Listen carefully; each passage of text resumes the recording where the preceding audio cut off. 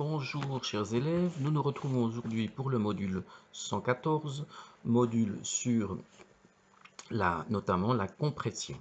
La compression que vous avez utilisée la semaine passée avec l'arbre de Hoffmann et qui se trouve au chapitre 2.2 de notre support de cours.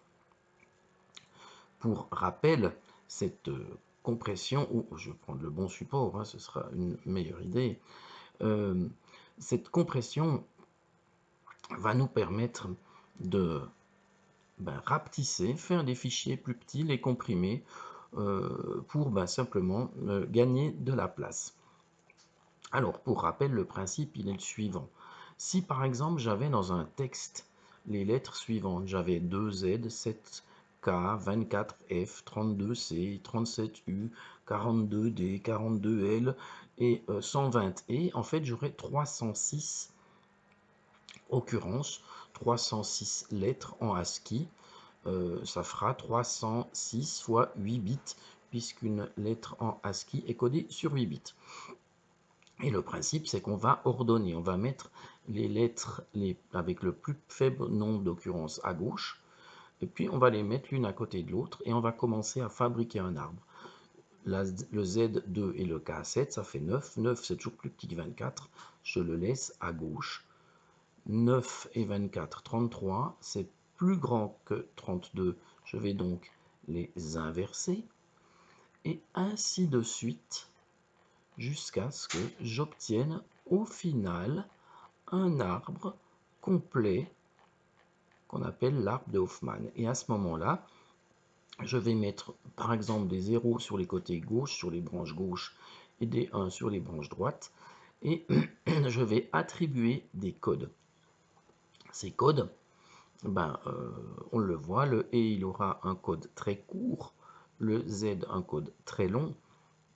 Et le principe du code de Hoffmann, c'est que la lettre n'a pas en fait une longueur de code définie comme en ASCII qui est 8 bits, mais elle a des codes de longueur variable. Ça, c'est le principe. Alors, si on regarde maintenant, voici ce fichier de Z 4, 1, 2, 3, 4, 5, 6, 7 K, les F, les C, les U, les L et les E. Voici donc notre fichier que je vais sauvegarder.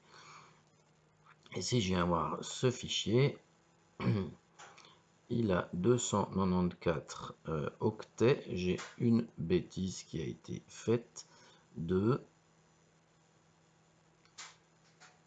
7. Ah, il manque les F. 1, 2, 3, 4, 5, 6, 7, 8, 9, 10. Oh, il manque des F. Donc les F, j'en ai combien? Alors on va revenir dans notre système. Et les F, j'en ai 24. Alors, allons voir les 24 F, on va les taper. 1, 2, 3, 4, 5, 6, 7, 8, 9, 10, 11, 12, 13, 14, 15, 16, 17, 18, 19, 20, 21, 23, 24. Voilà. Et si on vient voir ici, 308, oh, j'ai une petite erreur. C'est pas très grave, on s'en fiche un petit peu. Ok.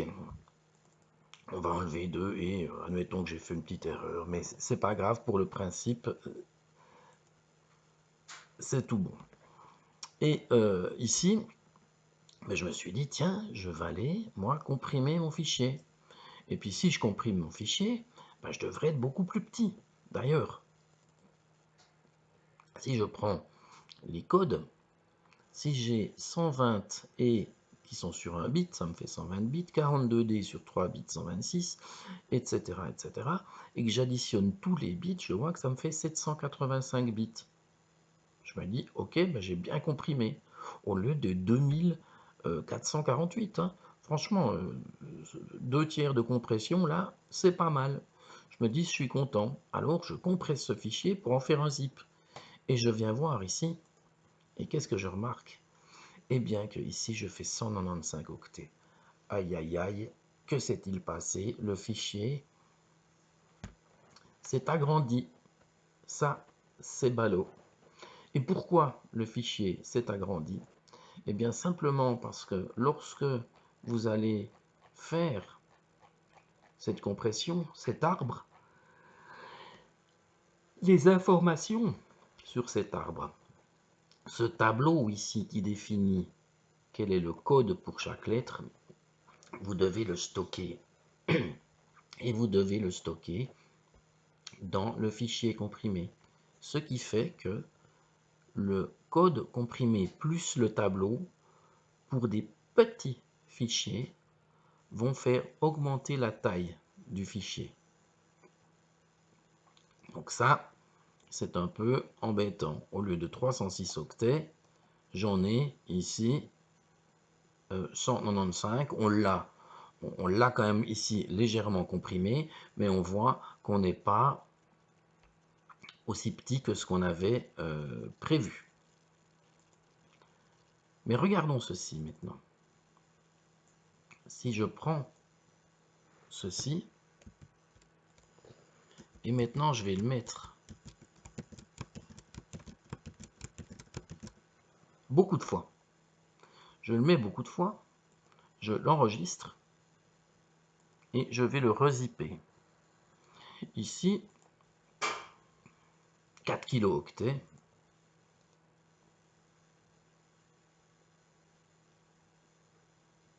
Je zip.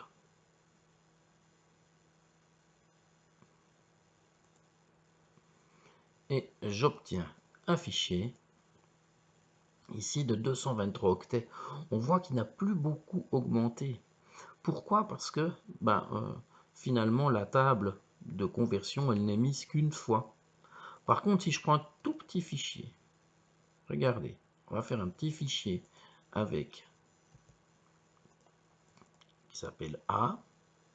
Je mets salut dedans et je compresse ce petit fichier. Que va-t-on remarquer? C'est qu'ici 149 octets alors qu'il était prévu pour salut S-A-L-U-T 5 lettres, il y aurait dû y avoir 5 octets. On voit qu'il faut à peu près 140 octets au système pour stocker cette table. Raison pour laquelle la compression de fichiers, de petits fichiers, n'est parfois pas très intéressante. Mais on verra que de temps en temps on va le faire quand même, parce qu'en fait la taille d'un fichier quand on le charge en mémoire n'est pas la même que la taille d'un fichier sur le disque. Voilà pour terminer